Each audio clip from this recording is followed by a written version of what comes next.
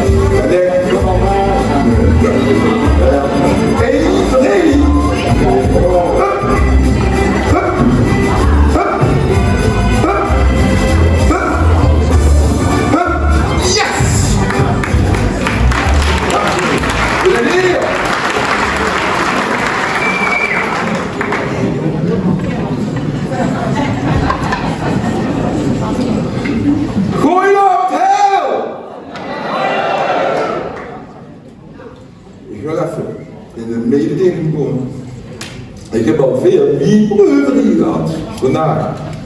Dus ik kan best zien dat ik denk van de werken altijd is niet erg als je zo denkt. Maar één ding, geloof me, één ding, dat je niet denkt dat ik een Toos accent heb. Leef nu! De liefde voor de wien, dat is ingegeven door die molen. Niet met de paplepel, nee, niet met de fles erin gelopen. En het is namelijk zo, eigenlijk kan ik wel zeggen, dat we nog heel muzikaal is. Maar dat was een geweldige dramaal. Want ik mocht elke woord met man wien te drinken. En die moeder die was zo sociaal, die nu nog de melkboer elke week. Dat was een hoorlijder. Joris 3 punten. Hé, met de wienen, ik moest hem goed hebben. Maar die moeder daar een boer. Nog 2 glaasjes, die waren rond lang. Je moest niet gesteld dat hij om die lakens moest kopen. Echt oorlog. En dronk ook wel eens dat is een week op verjaardagen. Maar ik moet nog even iets anders vertellen. Die moeder was zo sociaal. Die verzorgde de melkboer zo krank, en die man en al die. Hij de soep. Ja, ik heb dat nooit gezien. Maar de melkboer, die schreeuwde elke week door die kooi zo van. Mag hij erin?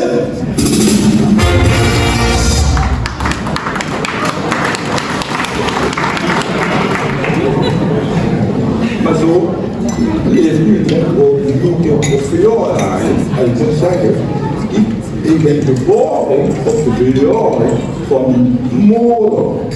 En hij zag elk jaar, zag hij, ach dat mannetje van mij, wat een schoon geschenk. En pap zag dan, meisje, je moet hem eens niet rekenen. En dan denkt hij, oh dan, het is gewoon een sigaar op je eigen doos en een cadeautje op je eigen zak.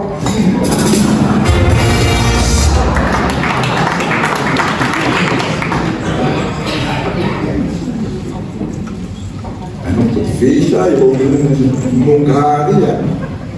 Met tante Christine en Hongarije, dat is ook goed. Ja, dat is ook goed. Je loopt een beer uit de zak op. Ik ben zo lopen beer maken. En tante Christine, ja, maar met zo'n klein krentje. Ja. En dan zag man tegen Harry, ik moest er pindakaas op smeren op dat krentje. Pindakaas, wie is er niet groot mee geworden?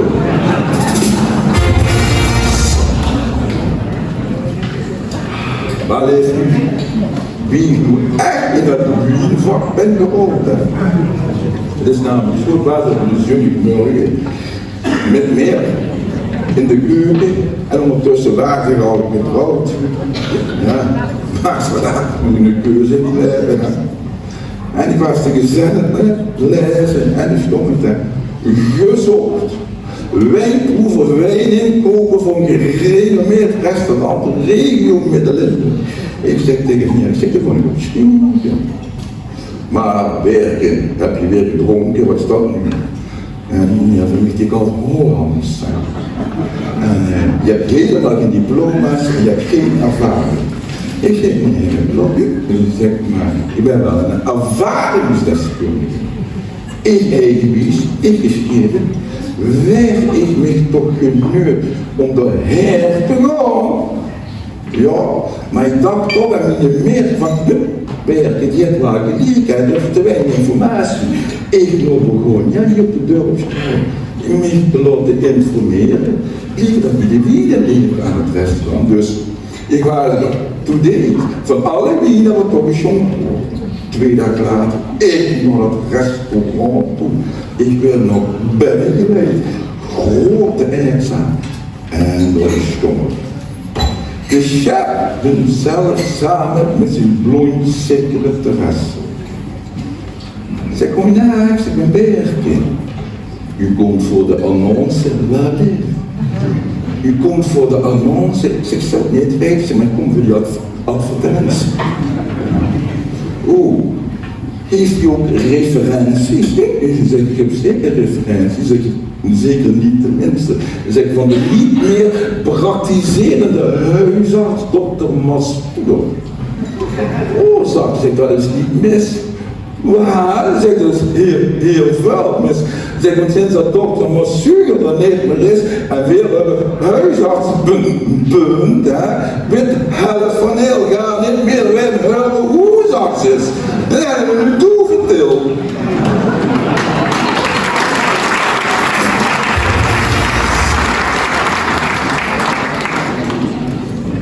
En verder, hier helemaal verder, ik zeg nu, als ik die dokter Massuger was, zeg ik door met de APK, no, al jaarlijkse profilagecontrole, kreeg ik altijd het grootste compliment.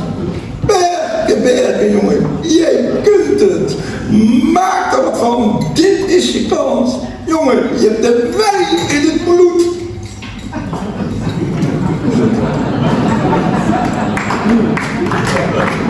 Nou, dat zullen wij dan eens even gaan testen.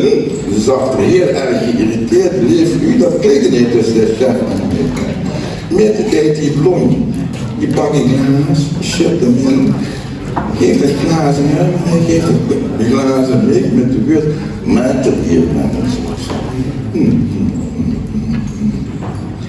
Ik kiek, ik ruur en ik proef. Ik zeg dat het de Italiaan uit de regio Pupio op een 11 graden helling geoogst en op een half jaar een eigen nagerecht. Dat is correct. Dat is heel moeilijk. Daarop, die plonsje het weer in glas in, geef het weer naar beneden, weer met de deur. Maak er maar eens wat van. Ik kiek, ik ruur en ik proef. Zeg, dit is een Fransoos uit de buurt van de Auvergne. Ja, op grenssoort is die gekweekt en tot jaar 2022. En toen was ze nog geïrriteerd. En nu leeft nu wat toen gebeurde, toen wordt er met zijn chagrijn, die zeg aan die blonde knibbel, die pakt zich een leeg glaas, die verlukt die ruimte en just voordat die deur zo toeviel, zijn er zo op het toilet binnenglippen. Kunt even later terug met een voldampend glaas, geeft er aan hem. En hij met de memorabele woorden, maakt er hier eens wat van. Ik kiek. Ik ruur. chef, ik hoef helemaal niet te proeven om te weten dat dit geen Italiaan is. Geen Fransoos. Ja. Hij zegt, maar dit, dat is een Hollandse. Ja, 1998. Ik zeg het, ik hoef ook niet te proeven om te weten, die heeft een hele zoere noorsmaak. Ik zeg, Toppie, ik zeg 3 maanden zwanger. En kom maar hoor, dat ze me nu niet heel snel die baan geeft, zeg ik tegen iedereen op de vader.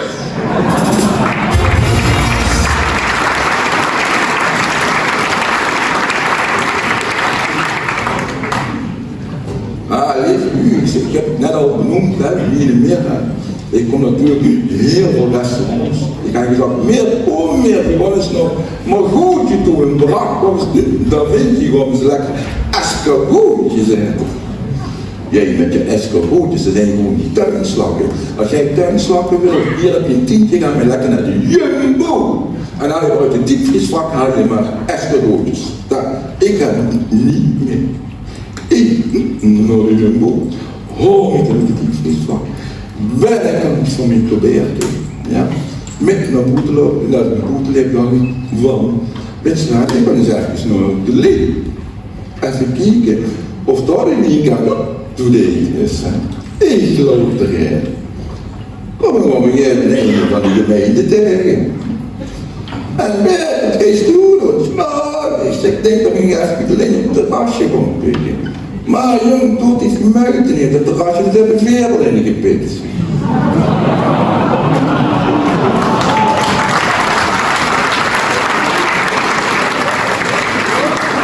Ja, ik had alleen bij de toe, ik deed een 1,5 uur, dan had ik een tweede flessen. Waar het dus vuur, dat de weekend was. Ik naar boete, ik naar hoesen, wiggelen waggelen. Voor degene die het niet weet, richting de Europaspoort. Ik kom toe, ik pak met de sleutel. Stetten, vallen met de sleutel op en gewoon. Ik wil me bukken, scheur ik die ontdoor de tuur en al die escoloos. Tuinslakken dus. Escoloos vallen ik zo op de grond, maar één voor één, allemaal achter elkaar in één rieken zo. Tik, tik, tik, tik, tik, tik, tik, tik. Met geen die deur op, scheet die aan, de deur met een deegrol en een onaanzienlijke pen. En hij zei, Berke, waarom heeft dat zo lang geduurd? Alleen jongens, nog even doorlopen, zit bij de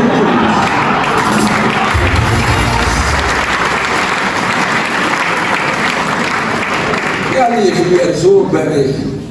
Wat even? Wat heel even, misschien wat je dat niet doet. Die werd naar een vrouw gesteld. Waarom dat ik eerst aan de binnenkant van mijn kamerzuil keek. Ik zal ik iets vertellen. Ik heb hier aan de binnenkant een foto van mij. Op het moment dat niet meer op die foto er gewoon begint goed te zitten, weet ik dat ik genoeg gedronken. Zo